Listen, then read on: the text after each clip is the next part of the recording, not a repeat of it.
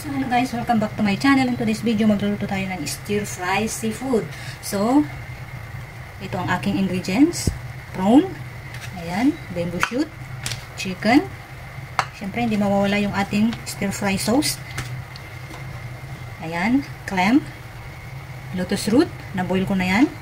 Also yung bamboo shoot, kailangan i-boil. Iluto muna natin guys. Ayan, siyempre yung clam. Optional lang ito guys, tinagdag ko lang, pwede rin wala. Ayan, garlic at saka slice of ginger. Pwede nyo namang i-chop itong garlic guys, since ayaw ng amo ko as usual, dahil lagi kong sinasabi, kaya nismas ko na lang. So, okay guys, let's start cooking na.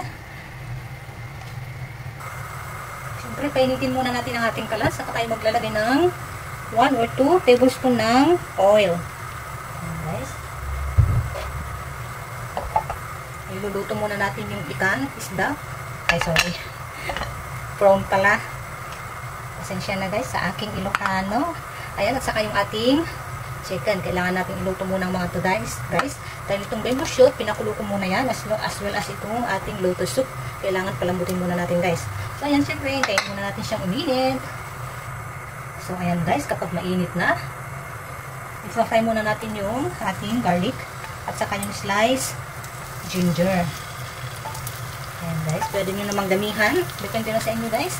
Ako kasi ayaw ng amo ko, kaya ako na lang yung nag-a-adjust. Kaysa naman sa hindi nila kakainin. Hindi naman masarap kung walang bawang. At saka ginger.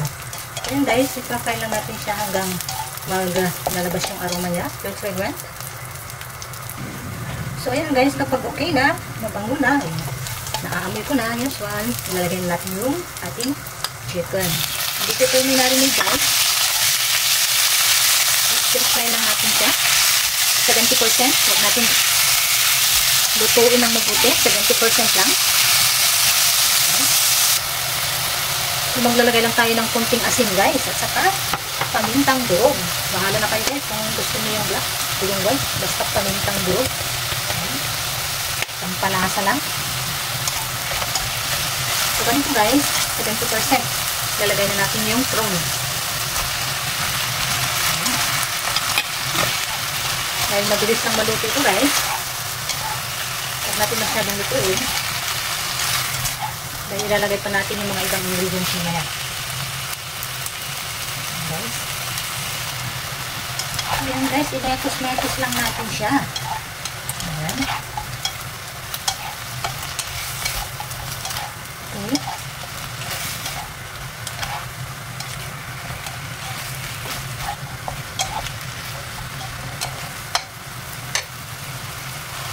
So, ayan guys, bali ganito lang, 70%.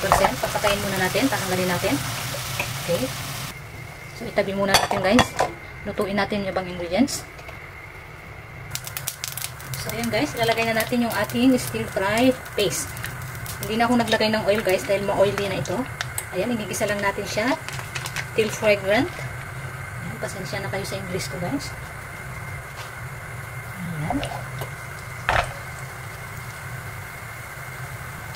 Kung mahilig kayo sa chili guys, pwede kayong magdagdag ng red chili, chili padi, or yung green chili.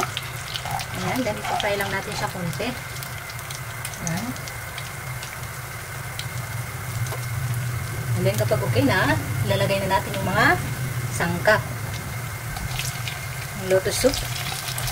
Ayan. Ito yung ating clam. Bamboo shoot.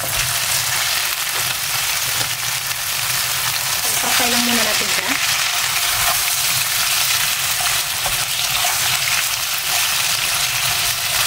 Wow. Ang masarap na. Nanganganin na.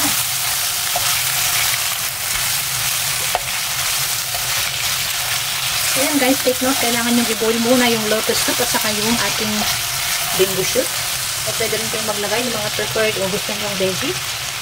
Ayan. Depende na sa inyo guys. So ayan guys, idadagdag na natin yung free-fried natin kanina na prawn at saka chicken.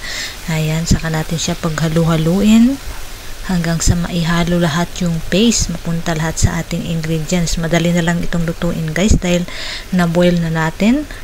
Ayan, saka na natin ilalagay yung fried bean curd.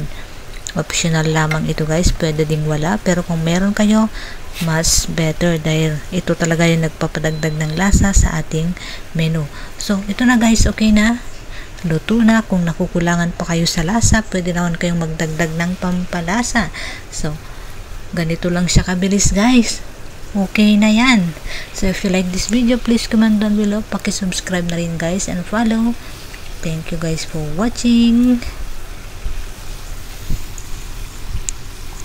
Ayan guys. This is my mala fried chili paste.